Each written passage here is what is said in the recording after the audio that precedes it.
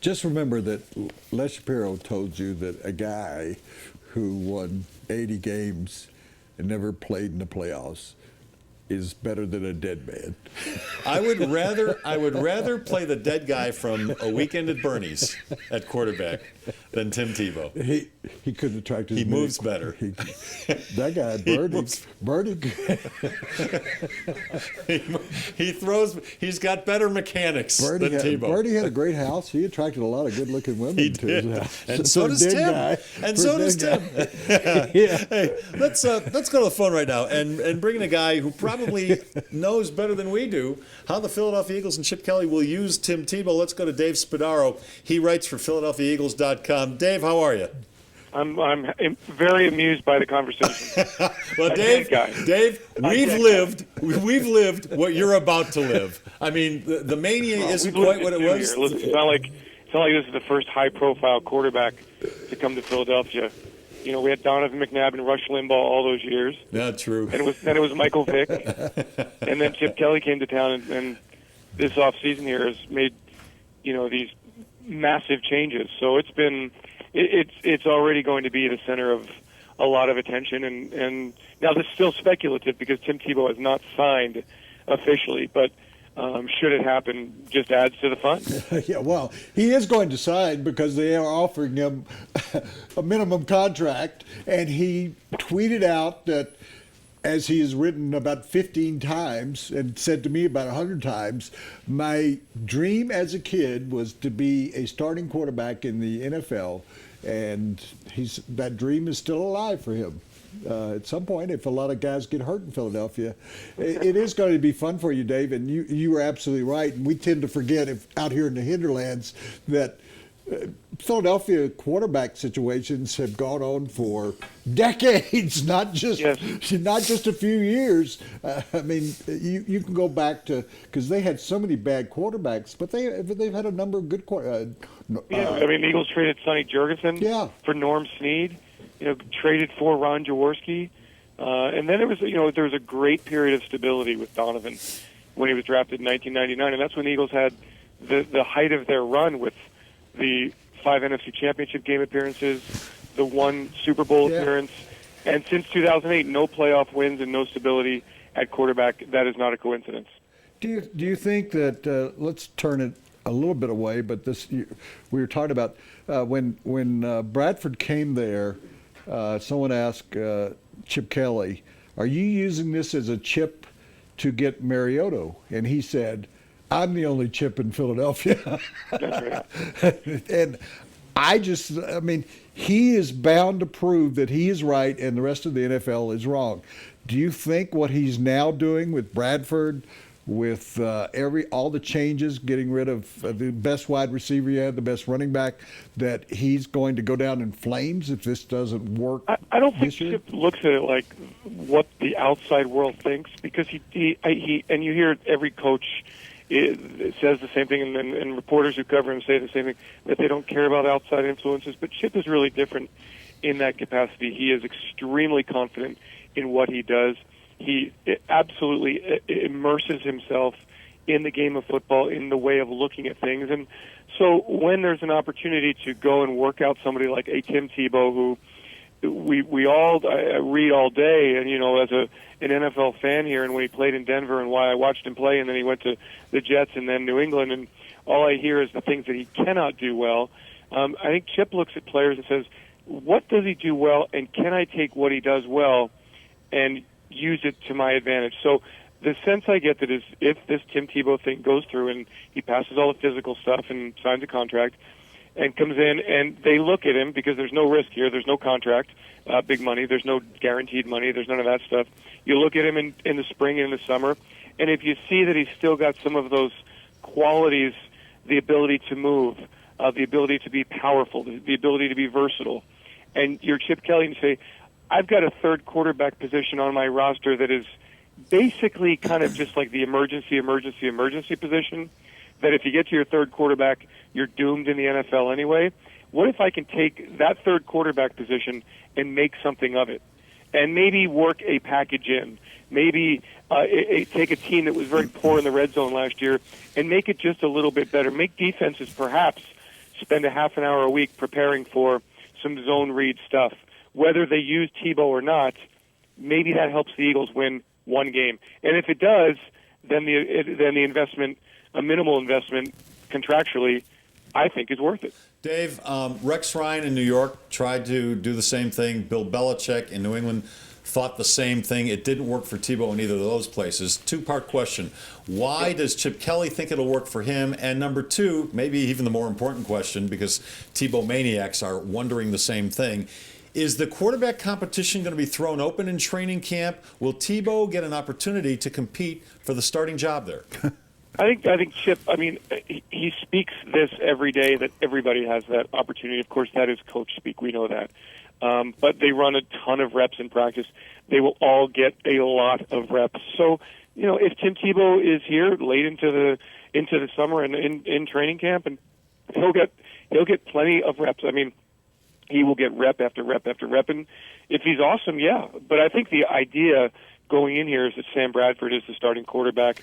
He's got to get healthy first. There is the anticipation that he'll be healthy for training camp. So I think that Sam goes in as the one, and Mark Sanchez signed a nice deal as a backup quarterback to come in his mind, he's competing for the starting job as well after going 4-4 last year when Nick Foles was injured. Why it would work for Tim Tebow in Philadelphia and not New. Now, from everything I've read in New York, and I wasn't there, they really didn't incorporate a lot of the Wildcat stuff or spread the. This is a different kind of offense. Yeah. This is not asking Tim Tebow, if he's here, to drop back and take the 3-step and the 5-step and the 7-step drop. To me, this is trying to take advantage of the qualities that Tim brings to the table. Now, I don't know how he threw in the private workout on March 16th.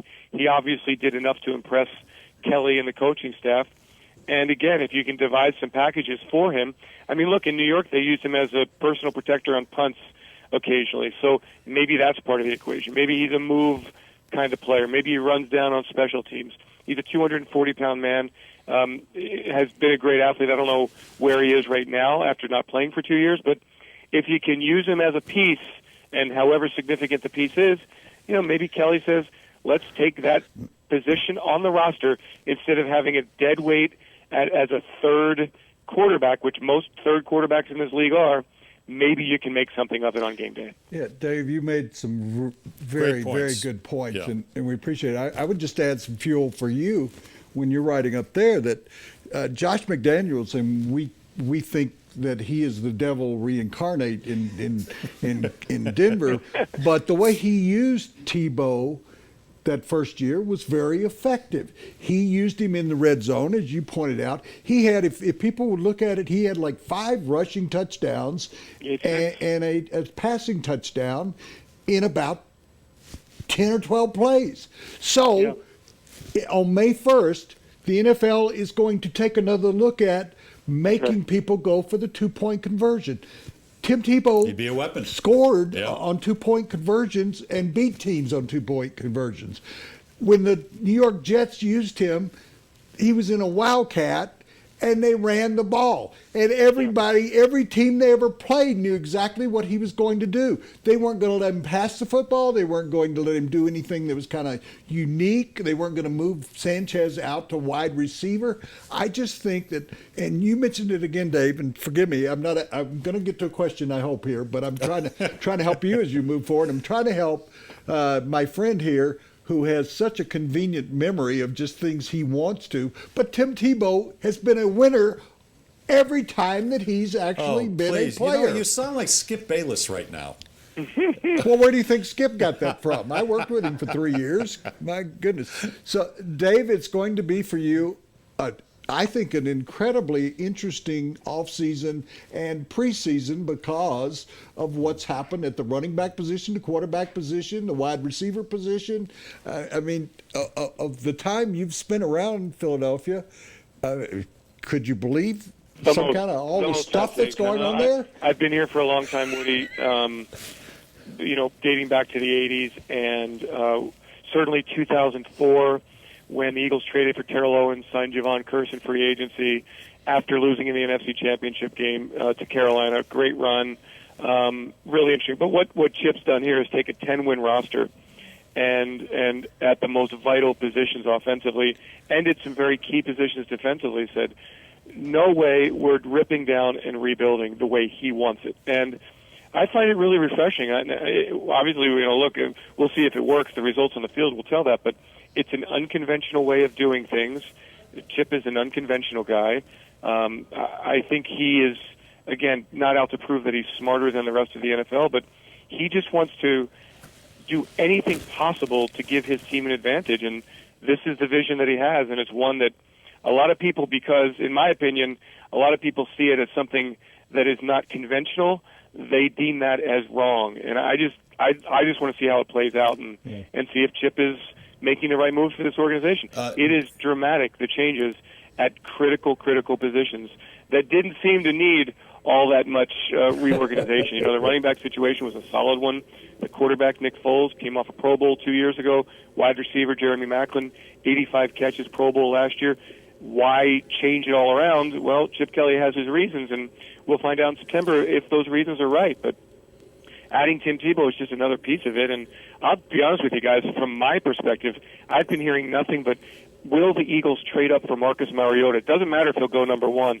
People are still, maybe this will put it to rest finally, that the idea that the Eagles will trade the farm and mortgage the future and go from 20 in the first round to 6 or higher, which is what it would take to get up there. Dave, really appreciate your time. You're in for a real treat. Your football season doesn't start in July. It starts right now. Trust us on this, okay? Okay? It's been quiet around here since March 10th. Yeah, it's been crazy. Like it just now starting. It started the day the season ended. That's true. I just want to mention to both of you guys, I want to throw one more thing in here. Riley Cooper played 4 years at the University of Florida at the same time as Tim Tebow, and they had 18 touchdown connections. They had 1,500 yards of passing. They had like 81 receptions and tosses together. Riley Cooper and Tim Tebow, remember that combination of roommates. Yeah, I'll be drafting them in my fantasy league for sure. Hey, Dave, really appreciate your time, and hopefully we can talk to you before the season starts if you're still alive. All right? We'll give you the daily Tebow update. Don't worry. Thank you. Great. Dave Spadaro of Philadelphia. How do they keep up with you, Dave? Yeah, Dave, what's your Twitter handle? Thank you. What's your Twitter account? I'm sorry. At Dave Spadaro, Spadaro. Well, there's not much imagination. I mean, we'd like something like... Dave, don't listen to him. All right, Dave, we'll talk to you soon. All right, guys, thank you. Thanks. Dave Spadaro of PhiladelphiaEagles.com. Big Stuff is brought to you by Grand Prix Motorsports, your source for the original motorcycle, Indian Motorcycles. So check out their newest line of Indian motorcycles at Grand Prix Motorsports. It's located on County Line and Santa Fe.